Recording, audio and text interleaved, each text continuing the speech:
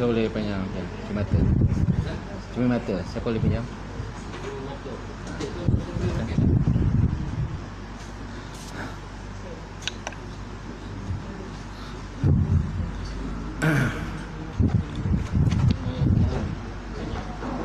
Tinggal telefon. Boleh? Ya. Boxer semua baca semua.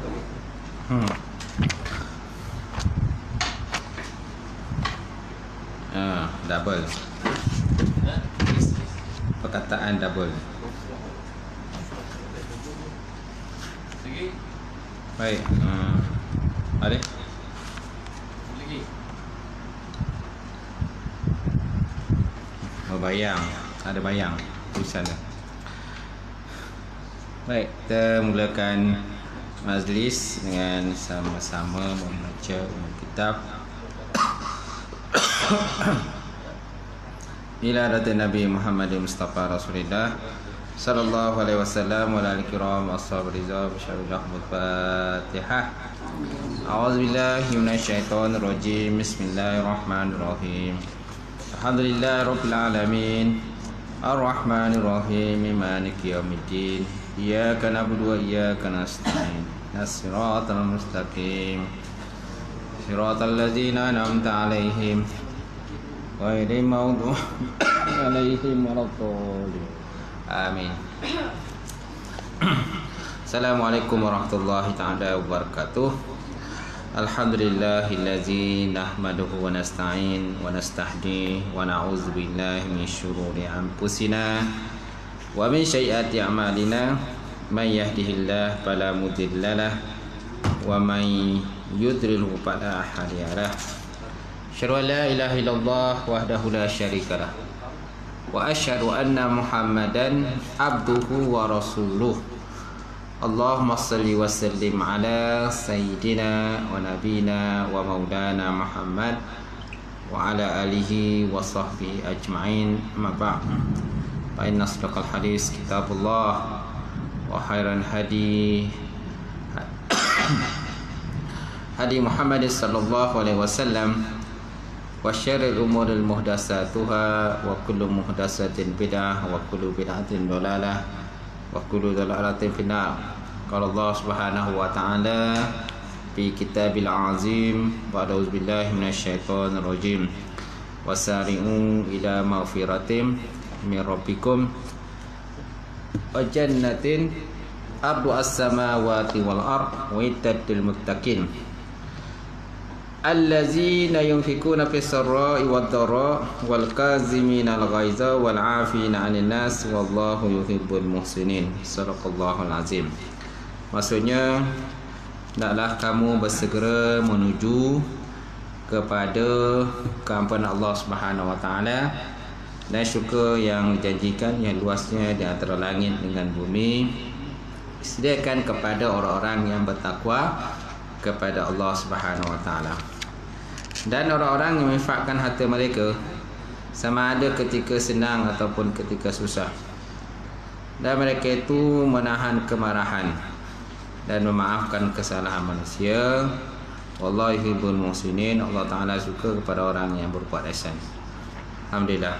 Hormati Fadil Tuan Imam kita, seterusnya Tuan Bilal, kemudian pengerusi surau, jawatankuasa, sidang jamaah, muslimin, muslimat, mukminin, mukminat. Alhamdulillah, kita sama-sama dapat hadir sekali lagi malam ni pada program kita, kan, pengajian kitab sambung kitab Qalbus Salim. Kita apa tentang Qalbun Salim, hati yang sejahtera. Baik, sampai muka surat berapa tu? 11. 11 definisi tasawuf, gitu kan? Tak habis lagi definisi ta'aruf tasawuf. Ada beberapa kalam ulama berkenaan dengan tasawuf ni. Kalam ni pendapat ulama lah berkenaan dengan ta'rif atau definisi tasawuf. Pertama, hari itu pendapat daripada Zakaria Ansari, Syekhul Islam Zakaria Ansari. Seterusnya Syekh Ahmad Az-Zarruq, dia juga ada gulakan pendapat berkenaan tasawuf. Junaid Al-Baghdadi pun ada muka surat 10. Kemudian hari ni muka surat 11. Kan pendapat keempat lah, sebahagian golongan sufi, ulama sufi ataupun golongan sufi. Apa kata mereka tentang tasawuf? At-tasawufu kulluhu akhlakun. Tasawuf itu semuanya akhlak, kata. At-tasawufu kulluhu akhlakun. Faman zada 'alaika bil akhlak, zada 'alaika bit tasawufi. Maka barang siapa yang bertambah atas engkau itu dengan akhlak, nescaya bertambahlah atas engkau itu tasawuf. Siapa yang bertambah akhlaknya, bertambahlah tasawuf. Kurang akhlaknya, kuranglah tasawufnya. Kuranglah tasawufnya. Boleh perhatikan diri sendirilah. Jangan perhati orang lain. Kadang duk kita ni dia sibuk perhati orang lain. Kan? Diri sendiri tak perhati. Patutnya lihat diri kita sendiri dulu. Cermin diri sebelum kita melihat orang lain. Banyak kalau kita menuding jari kepada orang lain. Satu jari tunjuk ke orang. Tunjuk kat kita berapa? Tunjuk kat kita berapa? 3. 3 tunjuk kat kita, satu tunjuk ke orang. Tapi banyak kita ni yang satu tu tunjuk ke orang. Dia lupa tentang diri dia. Sebabnya kita kena banyak bergaul dengan orang-orang yang baik akhlak dia. Bila kita kawal dengan orang baik, jadi kalau kita buat salah, kita buat silap, dia akan tegur kita. Bagi nasihat pada kita. Kita jumpa orang jahat tak tahu arah. Jadi macam mana dia nak nasihat kita? Diri sendiri pun tak boleh nasihat. Gitu. Baik. Itu kata sebahagian ahli sufi. At-tasawufu kulluhu akhlakun, faman zada 'alaika bil akhlak, zada 'alaika bit tasawufi. Tasawuf itu semuanya akhlak. Kulluhu mana semuanya akhlak. Maka barang siapa yang bertambah atas engkau itu dengan akhlak, dan saya bertambahlah atas engkau itu dengan tasawuf. Baik, kemudian Imam Syekh Abu Hasan Sazuli. Abu Hasan Sazuli ini salah seorang daripada ulama tarikat. Beliau berkata, at-tasawufu tadribud nafsi. Tadrib, latihan. At-tasawufu tadrib an-nafsi ala ubudiyati wa radduha bil ahkami rububiyyati. Tasawuf itu mengajar kita ataupun mengajar jiwa di atas ubudiyah. Ubudiyah, pengabdian diri. Pengabdian diri kita kepada Allah Subhanahu wa taala.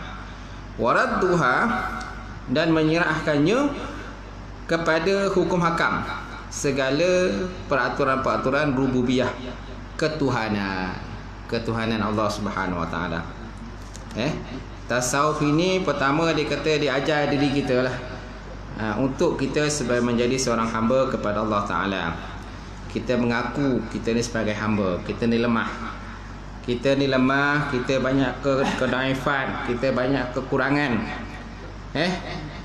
Kemudian dan menyerahkannya kepada hukum hakam peraturan ketuhanan.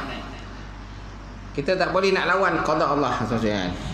Segala qada dan qadar Allah dah tentu atas diri kita. Kita tak boleh nak lawan dia. Kita kena redha ataupun kita syukurlah dengan apa yang ditentukan atas diri kita. Setiap yang berlaku atas diri kita mesti ada sesuatu hikmah di sebaliknya, yang kadang-kadang kita pun tak nampak hikmah tu.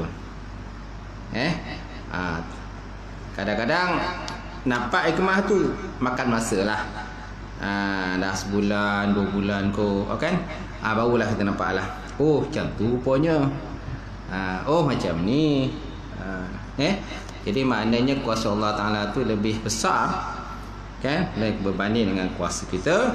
Dan setiap apa yang berlaku atas diri kita ada pengajaran-pengajaran tertentu yang Allah Ta'ala nak tunjuk kita, salah satunya nak dekatkan diri kita kepada Allah Subhanahu wa Ta'ala. So jangan salahkan Allah. Jangan salahkan Allah. Banyak kita kan marah, hujan turun, marah. Hujan je kan, tak habis-habis. Kan? Hari tak hujan pun marah juga. Panih bodonting. Bila lah nak hujan kan. Asyik marah tak habis-habis. Tak ada yang kono kat dia dah. Macam tu. Baik, kemudian Imam Ibnu Ujaibah ataupun Ajibah, dia pula berkata tasawuf, at-tasawufu huwa ilmun ya'rifu bihi kaifiyatu suluk ila hadrati malikil buluk wa tasfiyatul batin bawatin minal zalazil minar razail wa tahliyatuha bi anwa'il fadail wa awaluhu ilmun wa wastuhu amalun wa akhiruhu mauhibah wa akhiruhu mauhibatun. Apa maksudnya tu kan? Kata Ibnu Ajibah, dia kata at-tasawuf, tasawuf itu huwa, iaitu ilmun, satu ilmu, ya'rifu bihi, mengenal bihi dengannya, kaifiyatus suluk, cara-cara suluk. Cara-cara suluk. Apa makna suluk? Untuk mencapai. Asal makna suluk ni asal perkataan salaka. Salaka ni berjalan. Orang berjalan. Jalan ke mana? Jalan menuju kepada Allah Subhanahu wa Ta'ala. Hakikat orang beriman ni, dia berjalan ke mana? Jalan menuju kepada Allah. Kan? Menuju kepada keredaan Allah Subhanahu wa Ta'ala. Kafiyatul suluk ila hadrati malikil muluk. Tasawuf ialah satu ilmu yang diketahui dengannya cara untuk bersuluk mencapai kepada keredaan Allah, capai kepada Allah. Kemudian menyucikan batin daripada semua sifat tercela. Wa tasfiyatul batin. Tasfiyah ni menyucikan. Batin ni batin kita lah, dalaman kita. Minar razail, daripada sifat-sifat tercela, sifat-sifat mazmumah. Kemudian wa tahliyatuha, dan menghiasi ia dengannya bi anwa'il fadail, dengan segala sifat-sifat terpuji, dengan segala sifat terpuji. Itu dikatakan tu tahalli, takhali dan tahali. Kan biasa saya sebut kan, takhali dan tahali. Takhali ni kosongkan dululah sifat-sifat mazmumah. Lepas tu tahali, hali ni hias. Halas, dah kita buang sifat yang tak elok, masukkan sifat baik. Kalau kita buang sifat tak elok, lepas tu tak masukkan apa-apa, siapa yang masuk? Syaitan lah masuk. Syaitan lah masuk balik. Kita dah buang sifat-sifat tak elok, lepas tu kita tak isi dengan sifat baik, jadi yang masuk siapa? Syaitan lah masuk balik, duduk kat situ, kat hati kita tu. Jadi cepat-cepatlah kita isi dengan sifat-sifat yang baik. Okey. Kemudian wa awwaluhu ilmun. Awalnya mutasawuf itu ialah ilmu. Wa wastuhu amalun. Pertengahannya ialah amalan. Kan, wa akhiruhu, dan akhirnya itu mauhibatun, maknanya kekurniaan. Kurniaan daripada Allah Subhanahu wa Ta'ala. Makam-makam, kedudukan-kedudukan. Makam kan, dalam tasawuf banyak makam-makam ni. Makam ni mana kedudukan. Macam Nabi kan ada makam dia, makam mahmudah, makam terpuji. Okey, makam yang tinggi. Dalam tasawuf pun ada pelbagai makam. Ada makam syuhud, makam syahadah, makam sabar, makam taqwa. Okey, makam musyahadah. Berbagai jenis makam, kedudukan-kedudukan yang Allah Ta'ala bagi pada kita. Tapi jangan kita ibadah kerana nak makam. Makam ni kedudukan yang Allah Ta'ala bagi pada kita, anugerah pada kita. Tapi jangan kita minta makam itu. Sama juga kedudukan semacam wali. Kita ibadah bukan nak jadi wali. Kalau kita ibadah nak jadi wali, nak terbang atas udara, jalan atas air, ni bukan niat yang betul lah. Bukan niat betul untuk menjadi wali Allah Subhanahu wa taala. Wali ni kurniaan Allah. Kalau Allah Taala nak bagi, dia bagi. Macam tu. Kemudian yang ketujuh, Syekh Abdul Qadir bin Isa dia membuat kesimpulan berkenaan tasawuf. Dia kata, wa imadut tasawufi tasfiyatul qalbi min awdaril maddah. Fa imadul tasawufi tasfiyatul qalbi min awdaril maddah wa qiyamuhu silatul insan bil khaliqil azim. Was-sufiyyu man safa qalbahu lillah ta'ala wa wasafat mu'alatuhu lillahi ta'ala wa safat lahu min Allah ta'ala karamatuhu. Wa safat lahu min Allah ta'ala kiramatuhu. Baik, apa kata Abdul Qadir Ibn Isa berkenaan dengan tasawuf? Dia kata, wa imadut tasawufi maka bermula tonggak tasawuf itu tasfiyatul qalbi, mana menyucikan hati. Tonggak dia ataupun tiang dia tasawuf itu ialah maknanya tasfiyah ni menyucikan lah. Sama macam tazkiyah ni menyucikan juga. Ada kadang-kadang ulama menggunakan perkataan tazkiyah. Ada masanya dia masuk tasfiyah, menyucikan hati dan jiwa kita. Min admarin maddah, daripada sesuatu kotoran-kotoranan berkenaan dengan maddah ni keduniaan. Daripada segala kotoran-kotoran berkenaan dengan keduniaan ataupun harta benda. Maddah, harta benda lah. Okey, ataupun keinginan kita pada dunia. Macam tu. Dia nak bersihkan kita daripada keinginan kita kepada dunia. Macam tu. Wa qiyamuhu silatul insan bil khaliqil azim. Dan asasnya ialah hubungan insan dengan Allah Subhanahu wa taala yang menjadikan Allah itu yang maha agung lagi maha berkuasa.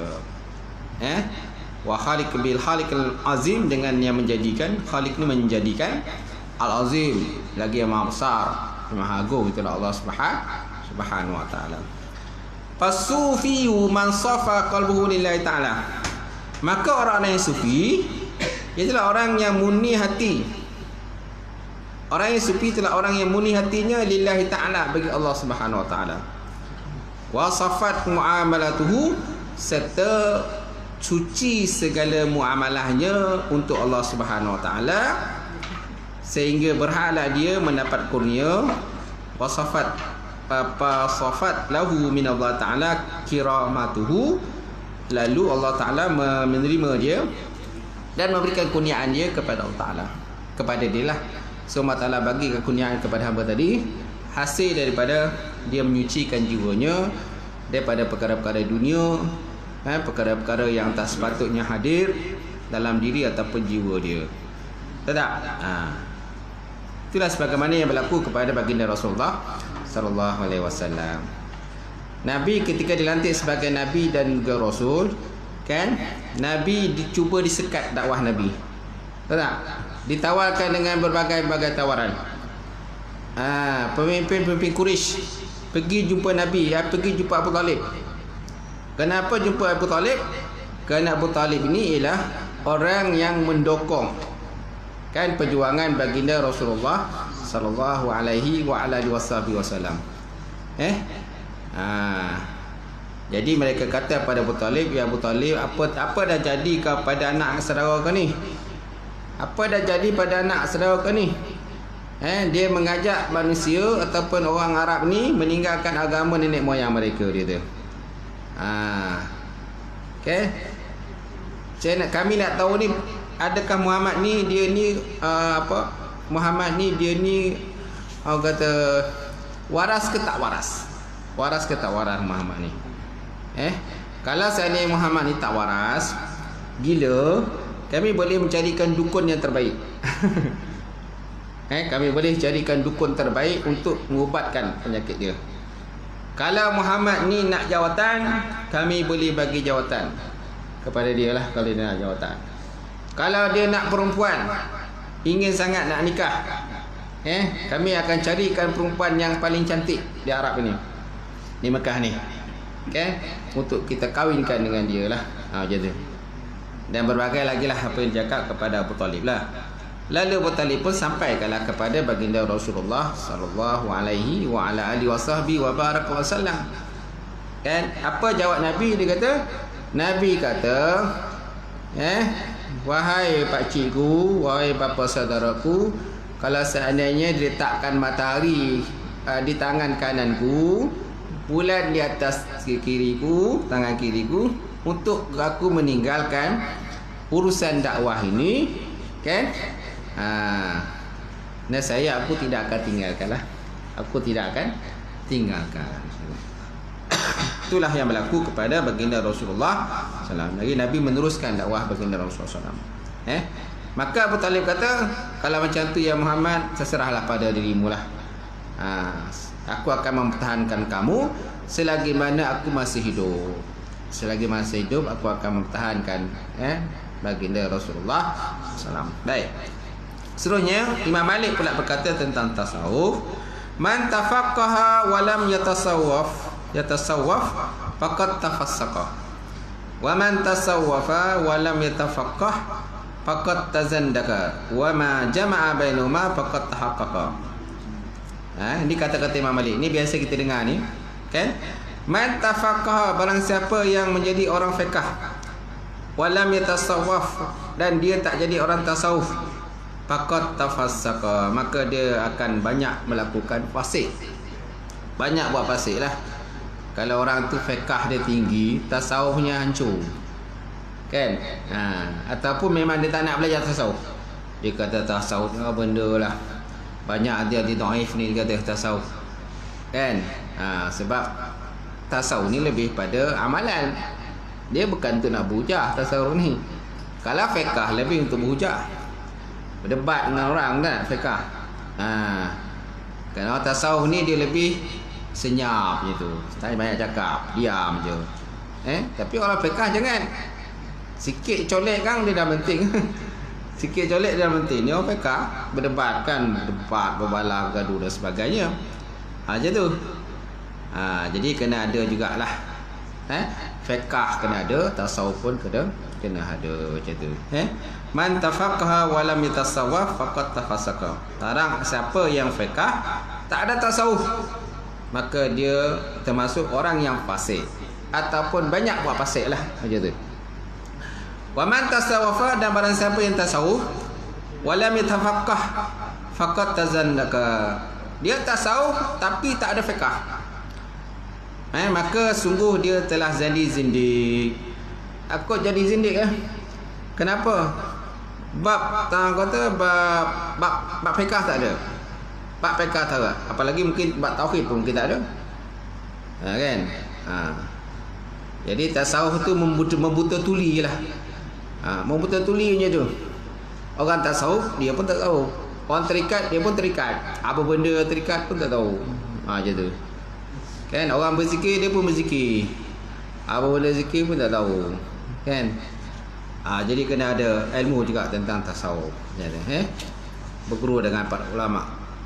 Wa man jama'a bainahuma faqad tahaqqaqa, maka barang siapa yang berhimpun antara keduanya, maka sungguh dia telah tahqiq.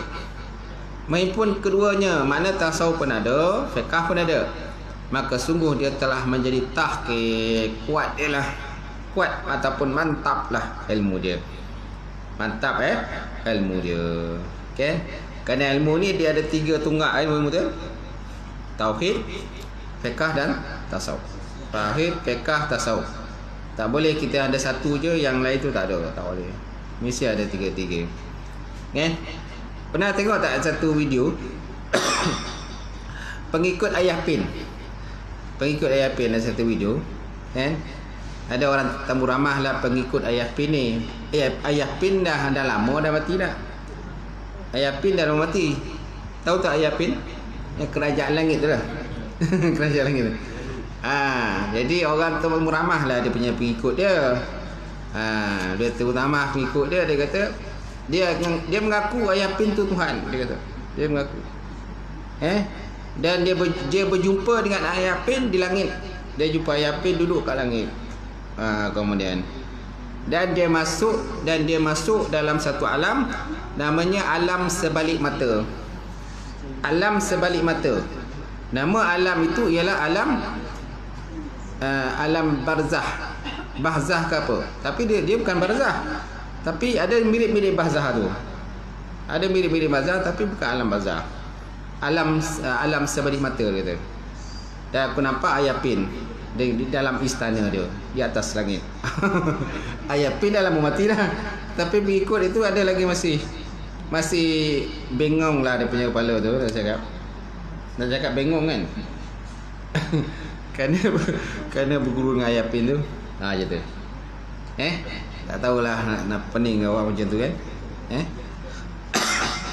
Dan dia mengaku Ayapin tu sebagai Tuhan. Mengaku. Baik, itu pentingnya ilmu. Kalau ilmu tak ada, itu yang mengikut-ngikut kan.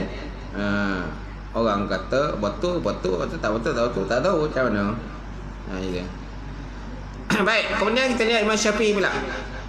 Imam Syafi'i menyebutkan tentang kepentingan tasawuf. Faqihan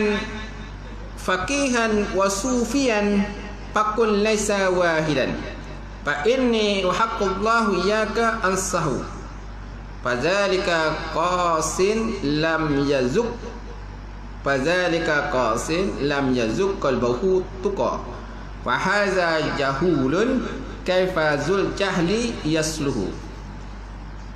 Wa hadza jahulun kaifa zul jahli yasluh. Maksudnya tuan-tuan, menjadi orang yang faqih dan orang sufi, maka janganlah menjadi salah satunya sahaja. Masa menjadi diri, jadilah kamu orang yang faqih ataupun orang yang sufi. Jangan jadi salah satu je. Faqih ada tapi tasawuf hancur kan. Sesungguhnya Nabi Allah Ta'ala, aku benar-benar ingin menasihatimu, maka orang yang boleh menimbang hukum hakam dengan fiqh, hatinya tidak merasakan kelezatan takwa. Dan orang ini, orang yang hanya menjalani tasawuf, adalah orang yang jahil. Bagaimana orang jahil boleh menjadi baik? Macam mana orang jahil nak jadi baik? Kan? So maknanya ilmu penting lah. Dua-dua ni ilmu penting. Fiqh penting, tasawuf pun penting lah. Macam tu. Cuma kalau fiqh tu jangan orang kata asyik-asyik bab haid, bab solat aja kan. Asyik-asyik bab solat, habis bab lain tak belajar ke? Bab muamalat tak belajar, tak bersih. Ni bab nikah kahwin pun tak bersih. Bab jinayat pun tak bersih. Bab hudud pun tak bersih. Semua tak bersih. Habis bab mana bersih? Bab solat. Solat saja bersih. Bab wudu aja tak habis-habis. Jadi mesti ada peningkatan macam tu. Kena banyaklah ilmu kita tu. Okey. Boleh kan? Kemudian Imam Ahmad bin Hanbal menasihatkan pada anaknya Abdullah, ya waladi, wahai anakku, alaika bi mujalasati haula'il qaum fa innahum zadu alaina bi kasrati ilmi wal muraqabah wal khasiyah wal zuhdi wa uluwin himmah.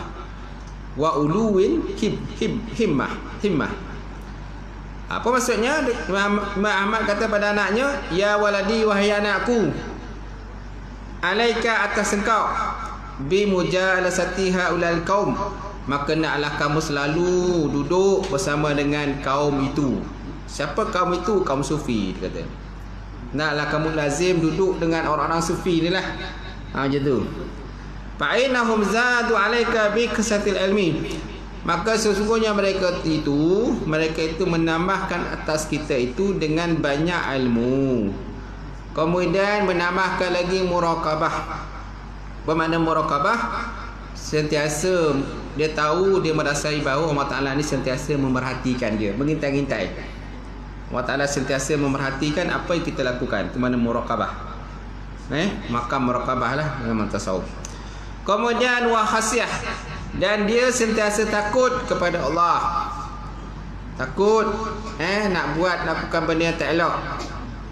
Sama ada orang nampak ke orang tak nampak, dia takut. Banyak kalau kita ni depan orang ramai takut, belakang seorang dia tak takut. Dia tak takut melakukan kemungkaran lah, kemaksiatan. Jadi dengan ilmu tasawuf kan, dia nak didik diri kita, asuh diri kita ni supaya jangan hanya takut di luaran saja. Dalaman pun takut, depan orang ramai takut, belakang orang ramai pun takut. Takut pada siapa? Takut kepada Allah Subhanahu Wa Taala. Kemudian wazuhdi dan sifat zuhud. Pemana zuhud? Zuhud maksudnya mengambil dunia mengikut keperluan saja, sekadar keperluan kita, sekadar hajat saja. Jangan dok ambil lebih-lebih. Tapi ada juga orang Allah Taala kurniakan kekayaan yang banyak. Salah masing-masing punya bahagian. Ada orang kan kekayaan banyak, harta melimpah ruah. Ialah contoh sultan. Sultan kan harta banyak. Anak-anak dia pun sama juga. Dah keturunan sultan, tentu harta kekayaan banyak kan. Tetapi harta kekayaan tadi tidak pun kan melalaikan dia daripada Allah Subhanahu Wa Taala. Walaupun harta dia banyak, dia tak kisah langsung pun harta tu. Dia tak pandang sangat pun harta tu. Kan? Itu dia katakan orang yang zuhud lah. Walaupun harta banyak dia pegang, tapi kita tak adalah dilalaikan oleh harta tadi. Tak ada. Time solat kita solat. Kan? Majlis, ada majlis ilmu, kita tinggalkan semua tu, pergi dengar majlis ilmu, pergi dengar ceramah, pergi dengar kuliah kan. Maksudnya harta benda tu tidak pun memperdayakan diri dia lah. Macam tu. Baik. Kemudian wa uluwin himmah, dan himmah yang tinggi. Makna himmah ni keinginan ataupun cita-cita. Macam orang Arab kata, dia kata himmatun rijal. Himmatul rijal utlubul jibal. Hikmah lelaki itu ialah dia menawan gunung. Himmah lelaki itu menawan gunung. Maknanya keazaman dia tu tinggi. Sesuatu benda yang nak capai tu, dia akan orang kata concentrate untuk mencapai satu benda yang nak capai. Dia dah target, dia nak dapat, dia akan capai benda tu kan.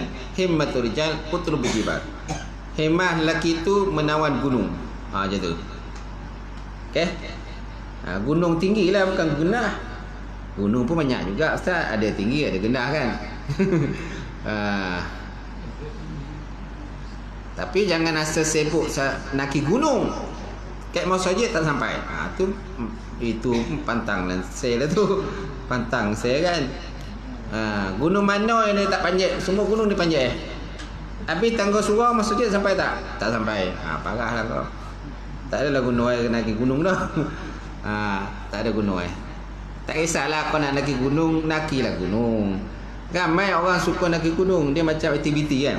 Aktiviti untuk keserkasan kan. Cergas kita kalau naki gunung ni. Apalagi kalau berjaya sampai ke puncak. Tak? Suka kita tengok pemandangan yang orang kata cantik, pemandangan yang luas di atas gunung. Tapi jangan hanya naki gunung. Mau saja ke surau tak sampai. Tak boleh gitu. Kemudian penyaksian tentang kebenaran tasawuf oleh ulama umat. Terlalu ramai ulama umat daripada dahulu sehingga sekarang tuan-tuan yang memperakui kebenaran ajaran tasawuf, malah menggalakkan untuk kita mempelajarinya, mendalaminya dan mempraktikkan ajarannya dalam kehidupan seharian. Antara mereka termasuklah contohnya Imam Abu Hanifah. Ini sebanyak ni tuan kalau baca ni. Imam Abu Hanifah, Imam Malik, Imam Syafi'i kan. Semua ada kitab-kitab. Ada kitab dia orang karang ni berkenaan dengan tasawuf ni. Imam Ahmad, Imam Muhasibi, Imam Abdul Qadir Al-Baghdadi, Imam Qusairi, Risalah Al-Qusariyah, Imam Ghazali. Itu salah satu nama kitab tu. Imam Fakhruddin Ar-Razi, Imam Izzuddin Ibn Abbas Salam, Imam Nawawi, Imam Taimiyah, Imam Syatibi, Ibnu Khaldun, Imam Tajuddin As-Subki. Tak? Banyak ulama tasawuf ni. Kat Malaysia ni pun tak kurang tak? Apa kurangnya? Tak ada. Banyak ulama kan? Ulama-ulama tarikat nak ada kat Malaysia ni. Ramai. Ulama-ulama pondok pun ramai yang tasawuf dia. Kalau di Indonesia tu apa tuan, wali apa nama tu? Wali Songo kan. Di Indonesia tu kan terkenal dengan Wali Songo. Kan? Dia wali ni dia ada macam keramah-keramah lah tertentu lah. Wali apa? Itu tak tahu, tuan-tuan boleh jawab. Tuan-tuan jawab lah. Dia datang daripada mana? Negeri Sembilan. Datang daripada Negeri Sembilan. Saya tak tahu lah tu. Datang daripada Negeri Sembilan.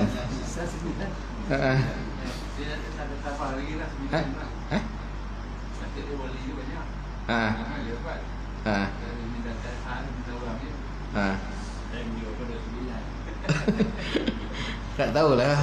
Itu kena tengoklah cerita tu. Kan keturunan dia kan. Kenapa 9 je wali je? Macam tu kan.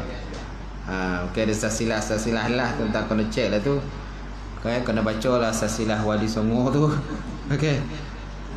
Kalau di Indonesia tu dia siap difilmkan. Difilmkan Wali Songo tu. Kalau tuan-tuan tak check, tengok dalam YouTube. Banyak cerita berkenaan Wali Songo dalam YouTube. Penyebaran Islam di Jawa kan. Kita boleh tengok lah cerita lah. Seterusnya, kepentingan menjaga anggota zahir. So dah habis tuan-tuan berkenaan dengan definisi tasawuf. Baik, kita lihat kepentingan menjaga anggota yang zahir kita. Tujuan mempelajari tasawuf tuan-tuan ialah membersihkan anggota-anggota zahir supaya tidak melakukan perbuatan-perbuatan yang keji ataupun tidak elok. Untuk menolong hati dapat dibersihkan daripada sifat-sifat tercela ataupun sifat yang tidak elok. So maknanya bila sebut tasawuf ni dia ada dua, luaran dan juga dalaman. Tapi banyak kita kata bila tasawufnya dalaman. Tidak, sebenarnya luaran dan juga dalaman. Sama macam akhlak kan. Akhlak pun orang tengok luaran kan. Luaran, dalaman pun tengok tak? Tengok juga. Kerana dalaman itu akan mencerminkan luaran. Macam tu. Kerana hati kita ni macam raja. Hati macam raja. Kan? Jadi kalau baik raja, maka rakyat pun jadi baik. Kalau raja dia jahat, maka rakyat pun jadi rakyat. Bila raja suka merampas harta rakyat, maka rakyat pun akan merampas harta orang lain, rakyat yang lain. Kan? Sama-sama merampas. Kenapa? Sebab raja pun merampas, dia pun rampas lah harta orang lain kan. Maknanya benda tu dah jadi halal kepada mereka. Kerana raja tidak mencegah.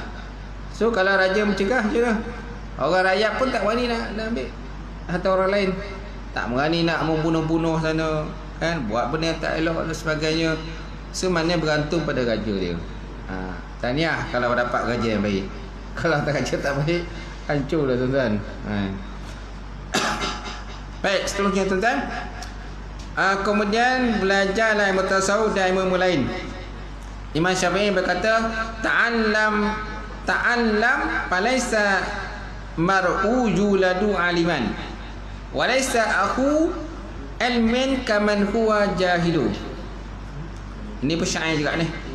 Ta'allam falaisa mar'u yuladu aliman walaysa akhu ilmin kaman huwa jahil. Belajarlah kerana tidak ada seorang pun yang lahir sebagai orang yang alim, dan bukanlah orang yang tahu seperti orang yang jahil. Kerana kita lahir tuan-tuan, kita tak lahir tiba-tiba jadi alim. Ada tak orang lahir tiba-tiba jadi alim? Tak ada. Semua lahir dalam keadaan zero lah, kita kan, zero, kosong. Kan? Dia macam apa tu? Kapas yang putih bersih. Kan? Kosong, tak ada apa. Jadi yang membentuk tu siapa? Ayah ataupun ibu. Ayah, ibu ataupun mana guru lah yang membentuk. Macam kita ni lebih banyak hantar anak kita ke sekolah. Jadi yang mendidik siapa? Guru lah mendidik. Kita ada juga tak mendidik kita? Ada, kita pun mendidik juga anak kita. Tapi zaman sekarang ni anak-anak kita lebih banyak berada di sekolah berbanding berada di rumah. Betul tak?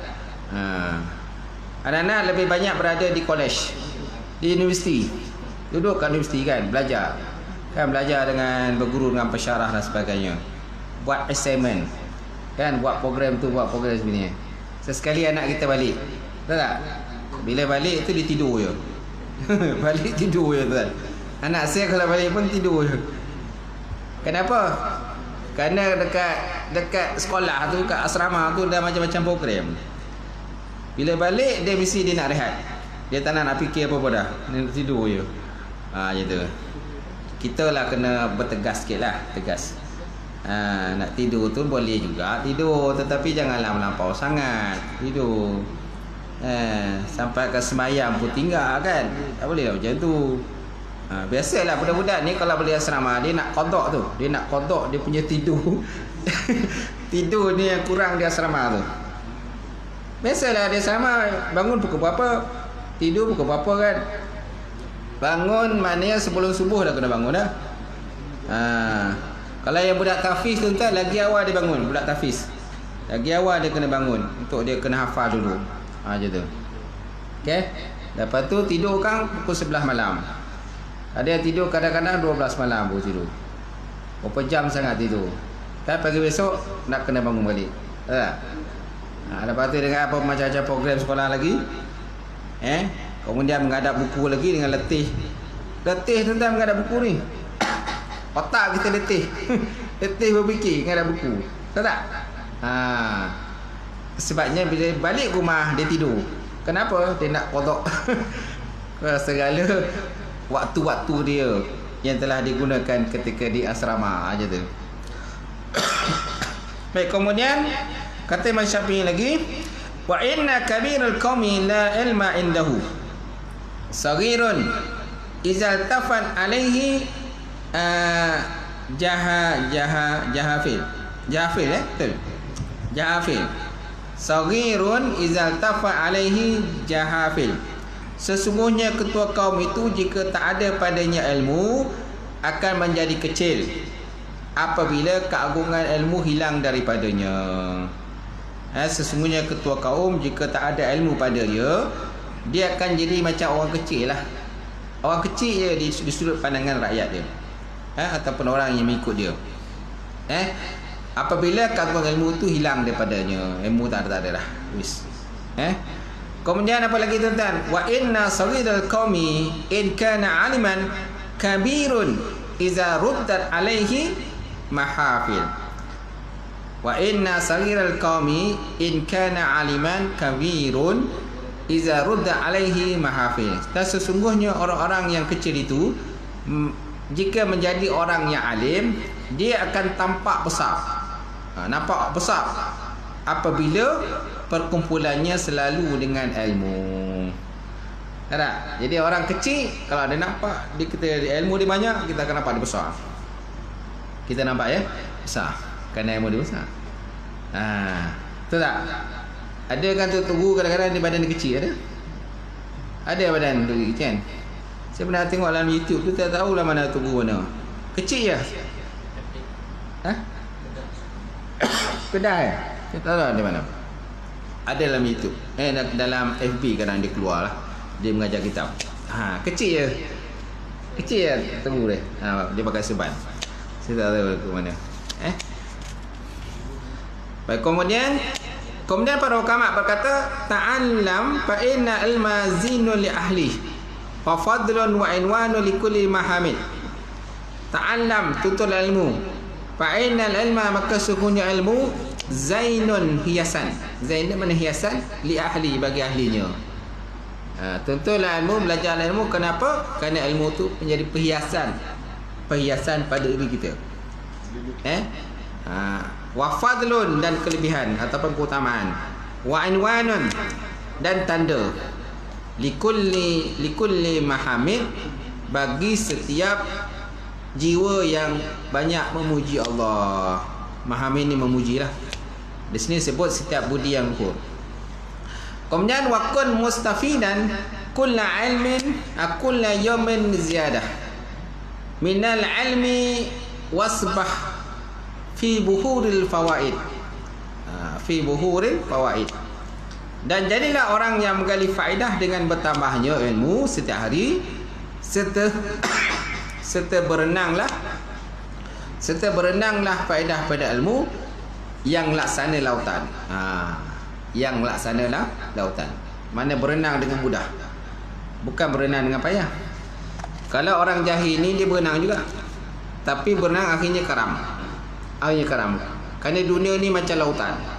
Itu ibaratnya lah. Dunia ni macam lautan. Lautan yang tidak bertepi. Jadi mana kalau orang yang pandai berenang ni macam orang yang ada ilmu lah. Dia cari ilmu, belajar-belajar, dia tidak akan karam dalam lautan ini.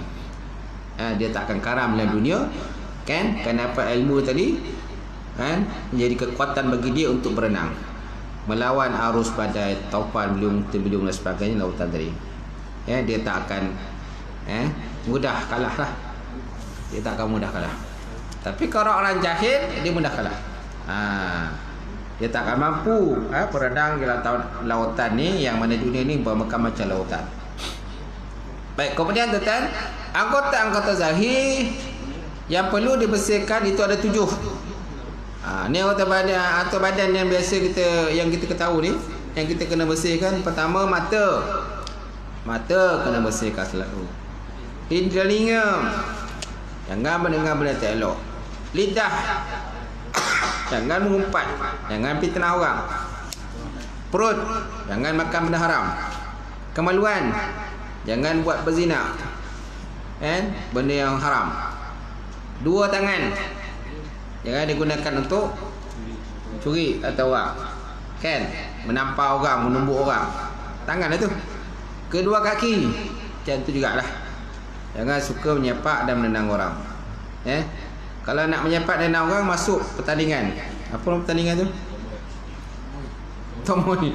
Pertandingan tomoy itulah. Yang Khabib masuk tu lah. Khabib kan? Khabib tu kan dia bergusti tu kan. Dia nampakkan juara. Macam tu. Dia marah dia kan. Islam dia dihina tu, dia marah dia. Dia Islam. Maknanya dia masuk tu kerana ada tujuannya nak bela Islam. Kan? Okey tu. Ini pun tumbuk tengah jalan. Tak tahu siapa menang siapa kalah. Macam tu. Baik, kemudian perlulah diingat bahawa Allah SWT telah memberikan nikmat-nikmat yang besar kepadamu, iaitu anggota-anggota badan yang wajib untuk kita jaga dan kita syukuri. Alhamdulillah tuan-tuan, Allah Ta'ala bagi kita komplit lengkap. Mata kita alhamdulillah semua celik, tak ada yang buta, betul tak? Sehingga alhamdulillah dua-dua dapat dengar. Cuma mungkin dah tak berapa dengar warna.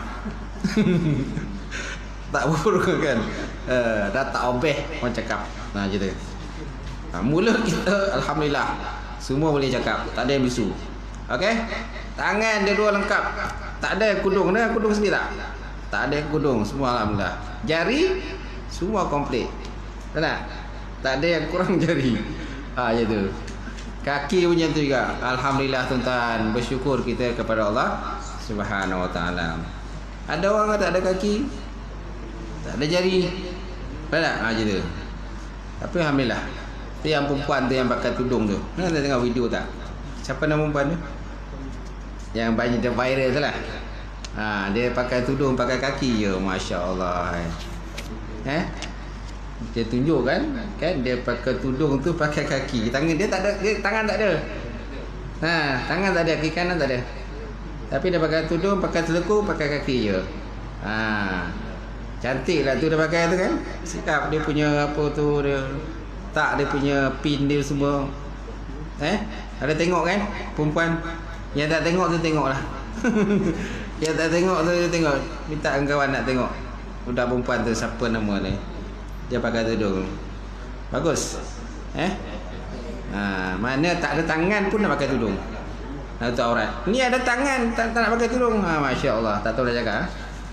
Tangan komplit tapi pakai tudung tak jadi. Okey sana atau ke sini kan. Macam tu. Baik. Jika kamu tidak menjaganya, semuanya akan disaksi pada hari kiamat terhadap semua perbuatan kamu. Masya Allah. Jadi kalau kita tak jaga kita punya anggota tangan kita ni, yang 7 ni tuan-tuan, besok akhirat besok dia akan disaksi. Dia akan bercakap pula. lidah akan dikunci. Lidah dikunci. Yang bercakap apa? Tangan, kaki, mata, macam tu. Masa itulah orang kata kita semua kan tercengang. Tercengang. Macam tu. Kerana tak pernah tahu ni, tak pernah dengar pun tangan bercakap. Akhirat besok semua bercakap. Macam tu. Jadi manusia akan terbeliak. Tidak menyangka kejadian itu.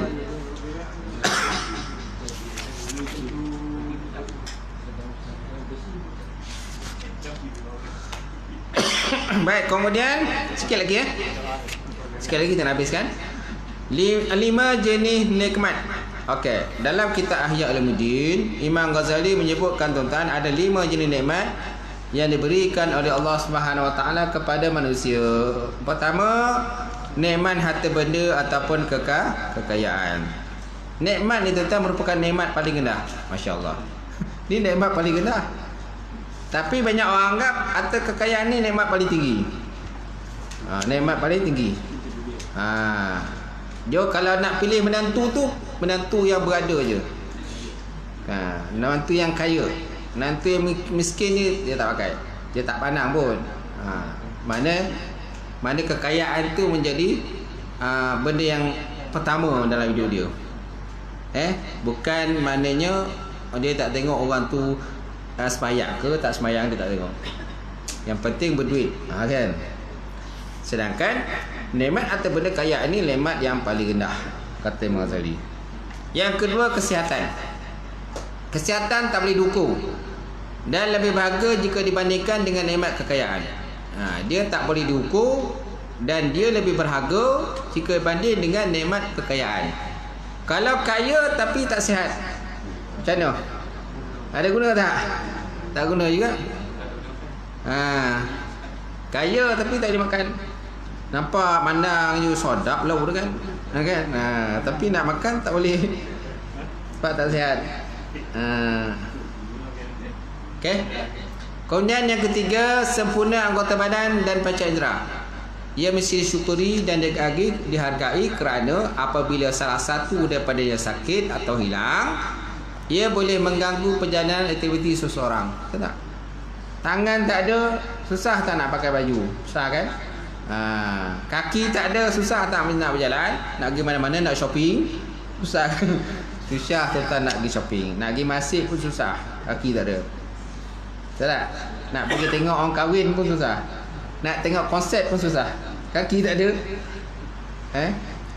Kemudian yang keempat, roh atau nyawa. Dia nikmat yang besar yang membolehkan manusia hidup dan juga beramal. Roh atau nyawa ni penting. Tak ada nyawa macam mana? Kan? Tak ada nyawa macam mana? Tak hidup lah, orang tu matilah. Macam tu. Matilah, nyawa tak ada.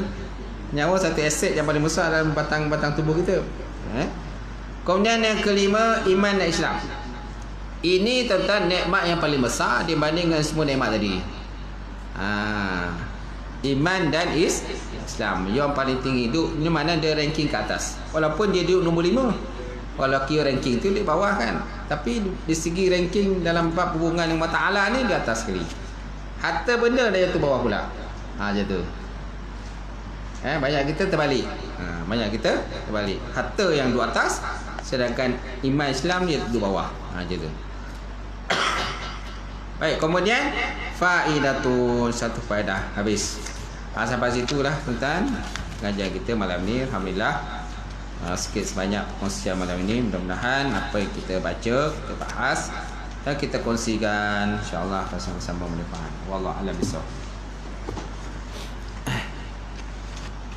Saya buka kalau ada persoalan. Ya. Tarikat. Tarikat dah sebut tu kan?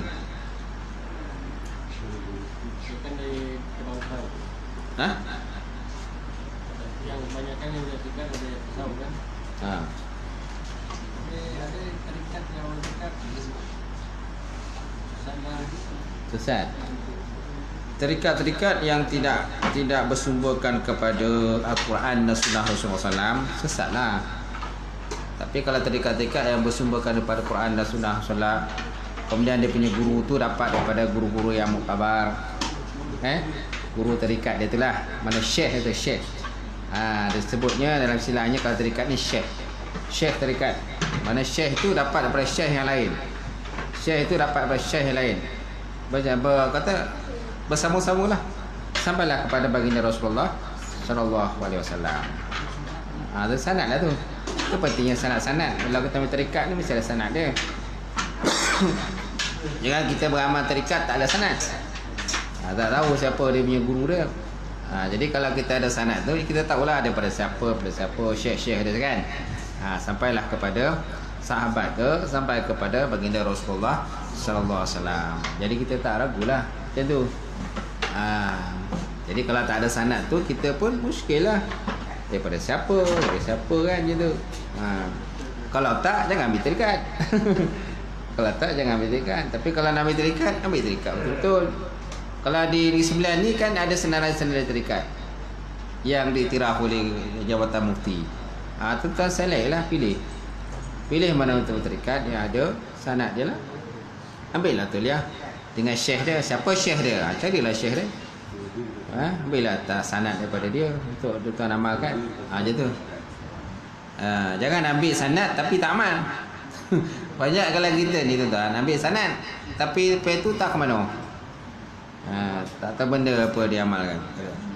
Kalau nak ambil tarikat betul-betul. Ambil tarikat betul-betul. Mengamal betul-betul. Jangan ambil tarikat tapi tak amalkan. Macam tu.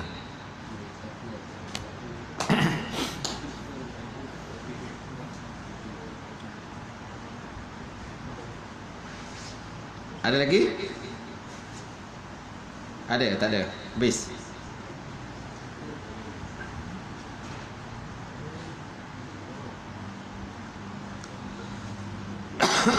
Okey. Alhamdulillah cuma tu ni. Auzubillahi minasyaitonir rajim. Bismillahirrahmanirrahim. Alhamdulillah rabbil alamin wassalatu wassalamu ala asyrofil mursalin wa ala alihi washabbihi ajmain. Allahumma zidna ilman nafi'a wa yaqina as-sadiqa wa amalan mutaqabbala wa rizqan halalan mubarakatan katsira wa siyana fatayya alim. Nawilana qulubana bi nuri ma'rifataka wa tahana ta'arifin. Allahumma faqina fiddin, Allahumma faqina fiddin. Allahumma ja'al hadza jam'an marhuma wa tafarraqana min ba'di tafarruqal ma'suma. Rabbana iftah bainana wa baina qaumina bil haqq wa anta fatihin. Rabbana faghfir lana dzunubana wa kaffir 'anna sayyi'atina wa tawaffana bil abrar. Rabbana atina fid dunya hasanah wa fil akhirati hasanah wa qina azabannar. Subhana rabbika rabbil izzati amma yasifun wa salamun alal mursalin. Alhamdulillah. Qabbalallahu minkum wa minkum taqabbal ya karim.